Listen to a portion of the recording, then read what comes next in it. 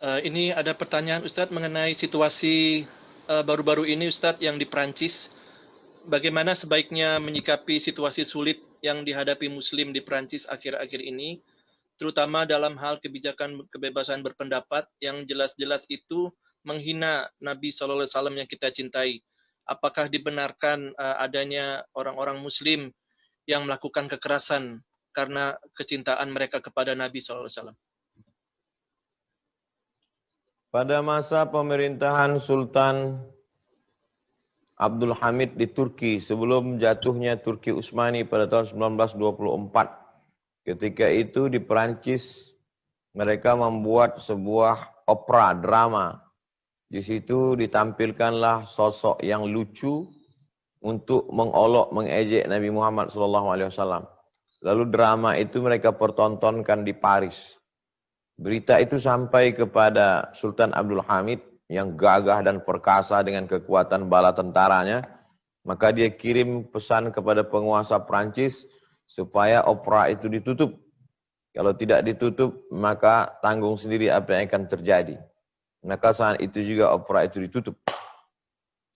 Itu terjadi hampir 100 tahun yang lalu. Artinya apa? Kita akan disegani orang kalau kita punya kekuatan. Dari mulai kasus 11 September, berlanjut dengan karikatur Denmark, berlanjut dengan penyobekan pembakaran Al-Quran, dilanjutkan lagi dengan, dan yang melakukan ini pembunuhan saudara kita, dilanjutkan lagi, dan ini yang melakukannya bukan masyarakat biasa. Kalau yang melakukan pekerja seni, kalau yang melakukannya hanya anak-anak muda, oke, itu kesalahan, tapi ini kesalahan terstruktur. Sampai kepada presiden, sampai kepada menteri mengolok-olok Islam. Itu menunjukkan kita memang dalam ketidakberdayaan, kesulitan yang luar biasa.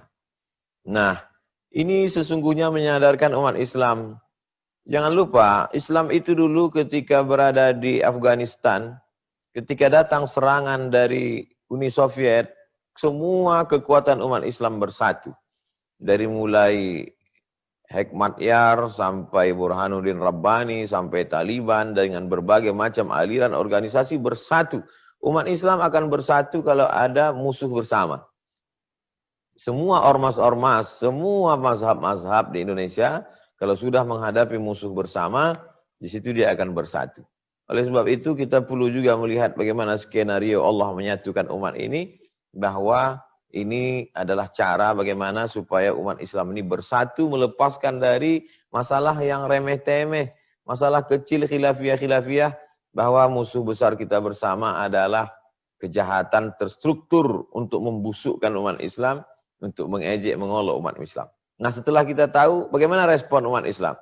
Respon umat Islam terbagi 3 secara umum. Yang pertama yang amat sangat militan, sampai rela mengorbankan nyawanya seperti yang dilakukan salah seorang muslim. Menurut dia mati syahid dengan memenggal kepala guru yang kurang ajar, yang menunjukkan karikatur di depan murid-muridnya dengan kebanggaan, maka memancung kepalanya adalah jihad fisabilillah. Ini pendapat pertama umat Islam. Yang kedua, yang diam saja, lawan daripada respon. Memang begitu biasanya. Kalau ada amat sangat keras, ada yang amat sangat lunak. Ya sudahlah, diam sajalah, berdoa kepada Allah Subhanahu wa taala. Yang ketiga, menunjukkan respon, tapi respon yang positif. Salah satunya adalah dengan memboikot produk-produk. Ini yang dilakukan saudara-saudara kita di Kuwait, di Timur Tengah, di negeri kita, dengan memboikot produk-produk Prancis dan lain sebagainya, karena ini bagian dari embargo ekonomi.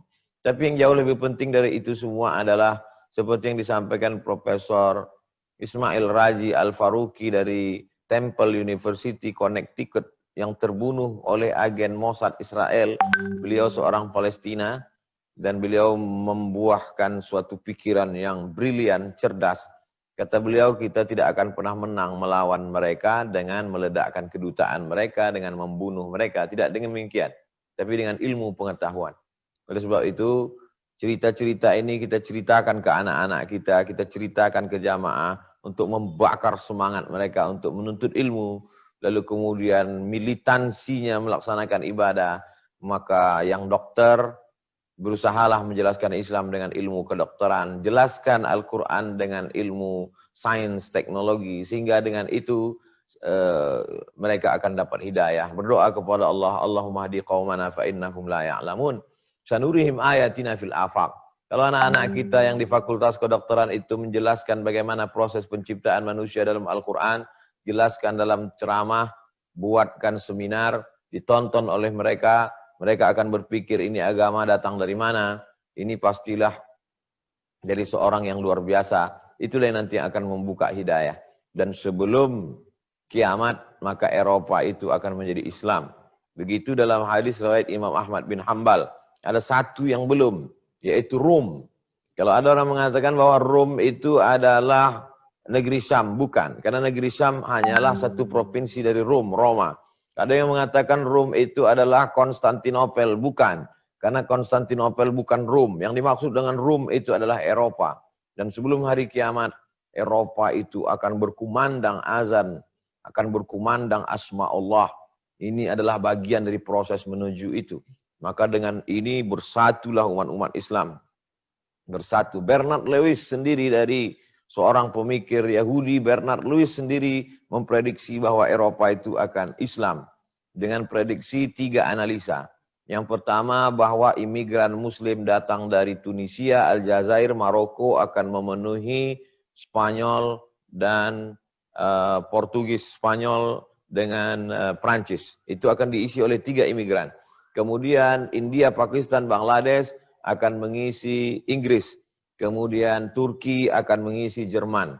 Maka kalau sudah Spanyol, Inggris, Jerman, Prancis diisi Muslim, maka negeri-negeri yang kecil itu mengikut, termasuklah Indonesia, bahkan punya masjid di beberapa kota di Eropa, maka sesungguhnya Islam akan masuk dengan cara damai, bukan dengan pedang, bukan dengan peperangan, bukan dengan kekerasan, tapi dengan pintu hidayah. Dan saya percaya itu. Teori dari Bernard Lewis itulah yang membuatkan sebuah ketakutan yang disebut dengan Islamophobia. Pertama, imigrasi, perpindahan migran umat Islam ke Eropa yang begitu besar.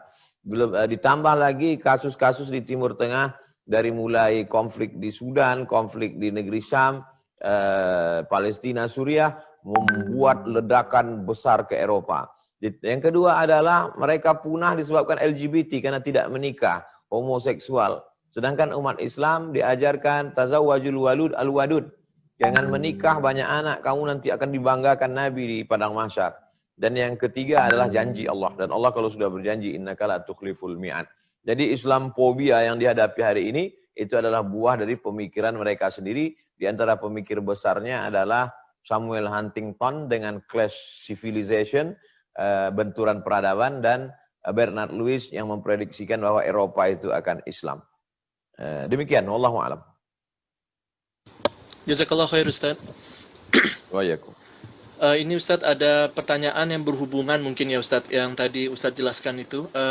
Bagi kami yang tinggal di Amerika, apa yang harus kami katakan kepada non-muslim yang berpandangan negatif terhadap Islam karena kejadian-kejadian seperti yang terjadi di Perancis, pembunuhan mereka yang menghina Islam?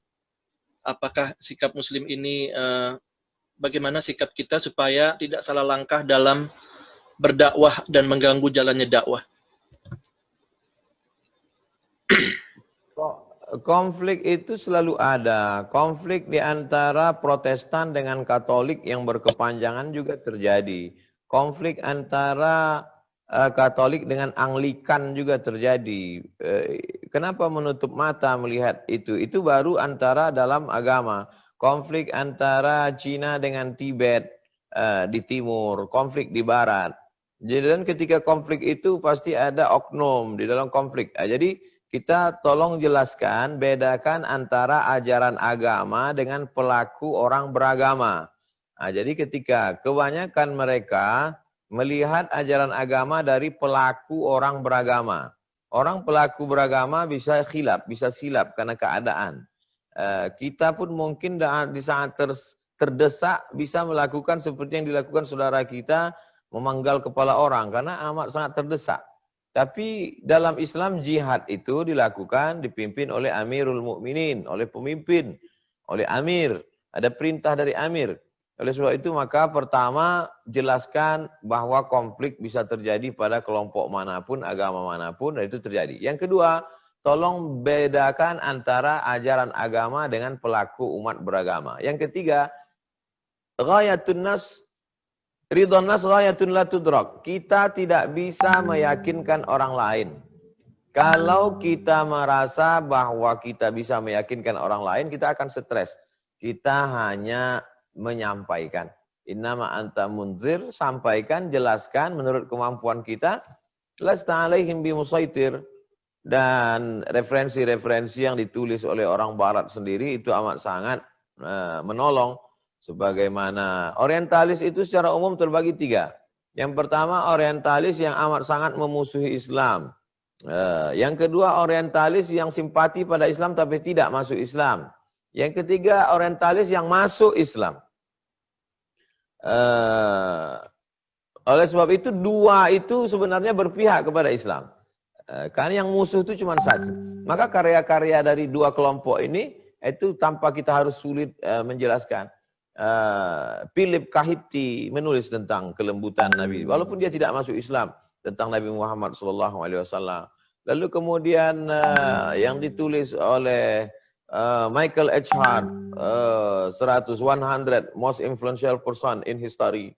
Lalu kemudian Karen Armstrong, penulis History of God, dia juga menulis bagaimana kelembutan Islam ketika membebaskan Palestina. Dia bandingkan dulu bagaimana Palestina dibebaskan dengan berdarah-darah sampai kuda berenang. Tapi ketika Islam datang dengan damai. Padahal mereka tidak Islam. Oleh sebab itu mampu membantu. Saya kira lembaga-lembaga di Muslim minoritas perlu menerbitkan lagi buku-buku itu.